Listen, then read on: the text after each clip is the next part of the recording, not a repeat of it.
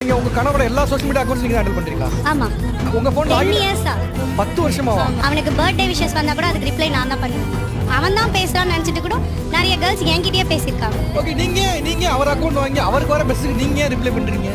ஏன்னா அவன் பண்ண வேணாம், நம்மளே பண்ணிக்கலாம். அவன் யார்கிட்டயும் சாட் பண்ணக்கூடாது, அவன் பேசினா என்கிட்ட மட்டும்தான் பேசணும் அப்படின்றதுனால. ஆனா சீரியஸ் நோட் கேட்குறப்பா, ஒரு 10 இயர்ஸா உங்களுடைய அக்கௌண்ட் வந்து உங்க ஒய்ஃப் ஹேண்டில் பண்றாங்க. அதுவும் உங்க ஒய்ஃப்னாலும் உங்களுக்கு ஒரு பிரைவசி இல்லையே, அது உங்களுக்கு அன்கம்ஃபர்டபுளா இல்லையான்னு கேட்குறேன். ஃபர்ஸ்டெல்லாம் கொஞ்சம் அன்கம்ஃபர்டபுளாக தான் இருக்கும், ரொம்ப கஷ்டமாக இருக்கும். நான் ஃப்ரீடமாக ஒரு மெசேஜ் கூட பண்ண முடியாதுன்ற முன்னெல்லாம் தானே. இப்போ தான் இன்ஸ்டாகிராம்லாம், அப்போல்லாம் ஃபேஸ்புக் தான் நாங்கள் லவ் பண்ணுற டைம்லாம். அந்த மாதிரி கொஞ்சம் டார்ச்சலாக இருக்கும். அப்படியே பழகி இப்போ கல்யாணம் ஆன பிறகு என் சோஷியல் மீடியாவில் அவங்க மெசேஜ் பண்ணாலும் நான் பக்கத்துலேருந்து பார்த்துன்னு ஃப்ரெண்ட்லியாக பேசுனேன், அவ்வளோதான். அவர் வந்து ரொம்ப தன்மையாக ஓகே எனக்கு அது இதாகிடுச்சு அப்படிங்கிறாரு. பட் ஒருத்தரோட ஐடென்டிட்டியே நீங்கள் கையில் வச்சிருக்கீங்க. அவர் என்ன செய்யணுங்கிறத வந்து அவன் நீங்கள் என்னோட தான் ஹஸ்பண்ட் சார். ஸோ உங்கள் அடிமை இல்லையே.